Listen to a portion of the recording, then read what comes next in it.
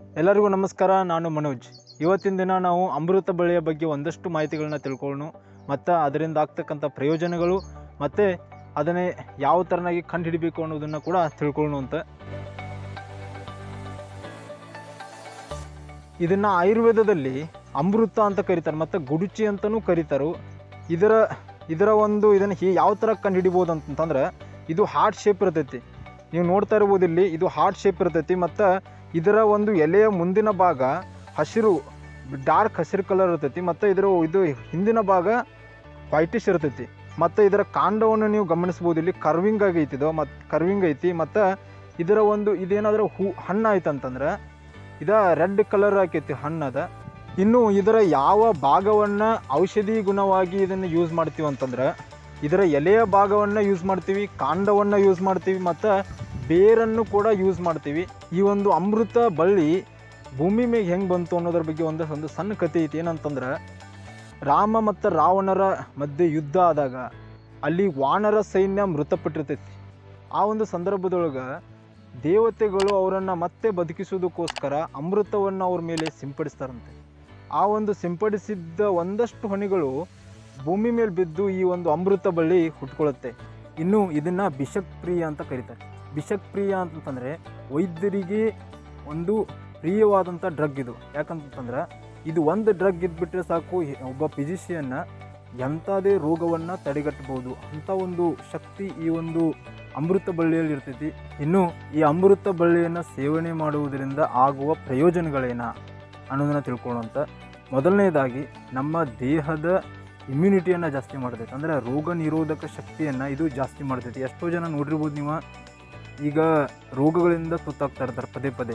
ಅಂಥ ಒಂದು ಸಂದರ್ಭದಲ್ಲಿ ಇದರ ಚೂರ್ಣ, ಇದರ ಕಷಾಯ, ಇದರ ಜ್ಯೂಸನ್ನು ನಾವು ಕೊಡೋದ್ರಿಂದ, ದಿನನಿತ್ಯ ಕೊಡೋದ್ರಿಂದ ಅವರ ಒಂದು ರೋಗ ನಿರೋಧಕ ಶಕ್ತಿ ಜಾಸ್ತಿ ಆಗ್ತೈತಿ. ಇನ್ನು ಜ್ವರಜ್ಞ ಅಂತ ಕರಿತೀವಿ. ಜ್ವರಜ್ಞ ಅಂತಂತಂದರೆ ಎಲ್ಲ ತರಹದ ಜ್ವರಗಳನ್ನು ನಾಶ ಮಾಡುವಂಥ ಶಕ್ತಿ ಈ ಒಂದು ಅಮೃತ ಬಳ್ಳಿಗೈತಿ. ಅಂದರೆ ಈಗ ಡೆಂಗ್ಯೂ ಆಗಿರ್ಬೋದು, ಮತ್ತು ಟೈಫಾಯ್ಡ್ ಆಗಿರ್ಬೋದು, ವೈರಲ್ ಫೀವರ್ ಆಗಿರ್ಬೋದು, ಇಂಥ ಎಲ್ಲ ಥರದ ಜ್ವರಗಳನ್ನು ಅದು ನಾಶ ಮಾಡುವುದರಲ್ಲಿ ಬಹುಮುಖ್ಯ ಪಾತ್ರವನ್ನು ವಹಿಸ್ತೈತಿ. ಮತ್ತು ಇದು ನಮ್ಮ ಅಗ್ನಿಯನ್ನು ದೀಪನ ಮಾಡ್ತೈತಿ. ಅಂದರೆ ನಾವು ಊಟ ಮಾಡಿರ್ತಕ್ಕಂಥ ಆಹಾರ ಚೆನ್ನಾಗಿ ಡೈಜೆಷನ್ ಆಗಬೇಕು ಅಂತಂದರೆ ಅದಕ್ಕೆ ಜಾಠರಾಗ್ನಿಯ ಅವಶ್ಯಕತೆ ತುಂಬ ಇರ್ತೈತಿ. ಆ ಒಂದು ಜಾಠರಾಗ್ನಿಯನ್ನು ಜಾಸ್ತಿ ಮಾಡಿ ನಮ್ಮ ಆಹಾರವನ್ನು ಜೀರ್ಣ ಮಾಡುವುದರಲ್ಲಿ ತುಂಬಾ ಸಹಕಾರಿ ಆಗ್ತೈತಿ. ಇನ್ನು ಮೇದ್ಯ ಅಂತ ಕರಿತೀವಿ. ಮೇದ್ಯ ಅಂತಂದರೆ ನಮ್ಮ ಬುದ್ಧಿಶಕ್ತಿಯನ್ನು ಜಾಸ್ತಿ ಮಾಡ್ತೈತಿ. ಎಷ್ಟೋ ಜನ ಬುದ್ಧಿ ಭ್ರಮಣೆಯಿಂದ ಬಳಲ್ತಾ ಇರ್ತಾರೋ, ಅಥವಾ ಎಷ್ಟೋ ಜನಕ್ಕೆ ಮರುವಿನ ಕಾಯಿಲೆ ಇರ್ತೈತಿ. ಅಂಥ ಒಂದು ಸಂದರ್ಭದಲ್ಲಿ ಇದರ ಕಷಾಯ ಅಥವಾ ಇದರ ಚೂರ್ಣವನ್ನು ನಾವು ಅವರಿಗೆ ಕೊಡುವುದರಿಂದ ಅವರ ಬುದ್ಧಿಯ ಶಕ್ತಿ ಜಾಸ್ತಿ ಆಗೋದ್ರ ಜೊತೆಗೆ ಜಾಸ್ತಿ ಆಗ್ತೈತಿ. ಮತ್ತು ಇನ್ನು ಸಣ್ಣ ಹುಡುಗರಿಗೆ ಇದನ್ನು ಕೊಡೋದ್ರಿಂದ ಅವರ ಒಂದು ಬುದ್ಧಿಶಕ್ತಿನೂ ಕೂಡ ಜಾಸ್ತಿ ಆಗ್ತೈತಿ. ಇನ್ನು ನಮ್ಮ ದೇಹದ ಫಿಸಿಕಲ್ ಸ್ಟ್ರೆಂತನ್ನು ಕೂಡ ಜಾಸ್ತಿ ಮಾಡ್ತೈತಿ. ಮತ್ತು ಊಂಡನ್ನು ಹೀಲ್ ಮಾಡೋದಕ್ಕೆ, ಅಂದರೆ ಎಷ್ಟೋ ಜನ ಗಾಯ ಆಗಿರ್ತೈತಿ ಬಿದ್ದಾಗ, ಅಂಥ ಒಂದು ಸಂದರ್ಭದೊಳಗೆ ಇದನ್ನು ನಾವು ಸೇವನೆ ಮಾಡಿದ್ದಾದ್ರೆ ಆ ಒಂದು ಊಂಡನ್ನು ಹೀಲ್ ಮಾಡ್ತೈತಿ. ಮತ್ತು ಹಿಂದಿನ ಕಾಲ 5,000 ವರ್ಷಗಳಿಂದ ದ ಫಾದರ್ ಆಫ್ ಸರ್ಜರಿ ಅಂತ ಕರೆಸ್ಕೊಂಡು ಸುಶ್ರುತ ಅವರ ಇದರ ಬೇರನ್ನು ಸುಚರಿಂಗ್ ಮಾಡೋದಕ್ಕೆ ಬಳಸ್ತಿದ್ರಂತ.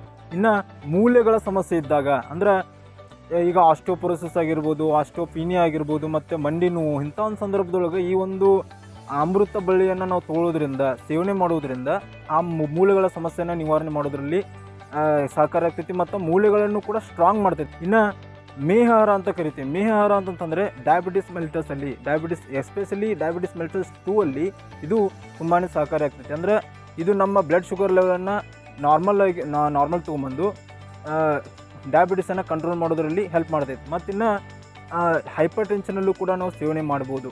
ಮತ್ತಿನ್ನು ಕಾಸದಲ್ಲಿ, ಅಂದರೆ ಕೆಮ್ಮಿದ್ದಾಗ, ಮತ್ತು ಅಸ್ತಮಾ ಪೇಷಂಟ್ ಇರ್ತಾರೋ ಅಂಥವರು ಕೂಡ ಅದನ್ನು ಸೇವನೆ ಮಾಡ್ಬೋದು. ಮತ್ತಿನ್ನು ಆಮಹಾರ ಅಂತ ಕರಿತೀವಿ ನಾವು. ಅಂದರೆ ನಮ್ಮ ಊಟ ಮಾಡಿರ್ತಕ್ಕಂಥ ಆಹಾರ ಚೆನ್ನಾಗಿ ಜೀರ್ಣ ಆಗಲಿಲ್ಲ ಅಂತಂದ್ರೆ ಅದು ಆಮವಾಗಿ ಪರಿವರ್ತನೆಗೊಳ್ತೈತಿ. ಆ ಒಂದು ಆಮ ಬೇರೆ ಬೇರೆ ರೋಗಗಳನ್ನು ಪ್ರೊಡ್ಯೂಸ್ ಮಾಡ್ಬೋದು. ಅದಕ್ಕಾಗಿ ಈ ಒಂದು ಆಮವನ್ನು ನಮ್ಮ ದೇಹದಿಂದ ಹೊರಗಾಕೋದ್ರಲ್ಲಿ ಇದು ಹೆಲ್ಪ್ ಮಾಡ್ತೈತಿ.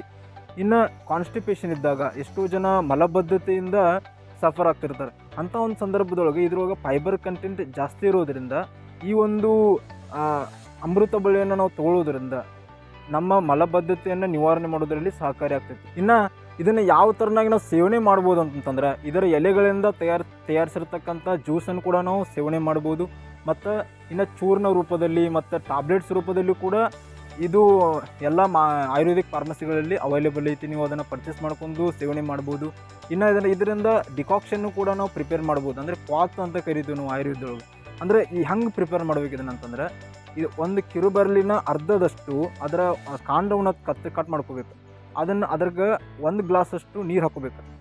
ಅದರ ಅರ್ಧ ಬರುವಷ್ಟು ಅದನ್ನು ಕುದಿಸಿ ಆಮೇಲೆ ಫಿಲ್ಟರ್ ಮಾಡ್ಕೊಂಡು ಅದನ್ನು ಸೇವನೆ ಮಾಡಬೇಕು. ಈ ಥರನಾಗಿ ಮಾಡೋದರಿಂದ ಎಲ್ಲ ಕಾಯಿಲೆಗಳನ್ನು ನಾವು ಗುಣಮುಖ ಮಾಡ್ಕೋಬೋದು ಮತ್ತು ನಮ್ಮ ಇಮ್ಯುನಿಟಿಯನ್ನು ಕೂಡ ಜಾಸ್ತಿ ಮಾಡ್ಕೋಬೋದು. ಈ ಒಂದು ಪುಟ್ಟ ಮಾಹಿತಿ ನಿಮಗೇನಾದರೂ ಇಷ್ಟ ಆಗಿದ್ದರೆ ದಯವಿಟ್ಟು ಲೈಕ್ ಮಾಡಿ, ಶೇರ್ ಮಾಡಿ, ಹಾಗೆ ನಿಮ್ಮ ಅಭಿಪ್ರಾಯವನ್ನು ಕಮೆಂಟ್ ಮುಖಾಂತರ ನನಗೆ ತಿಳಿಸಿ. ಮತ್ತೆ ಮುಂದಿನ ವಿಡಿಯೋದಲ್ಲಿ ಸಿಗೋಣ. ಅಲ್ಲಿವರೆಗೂ ಟೇಕ್ ಕೇರ್. Thank you. ಧನ್ಯವಾದಗಳು.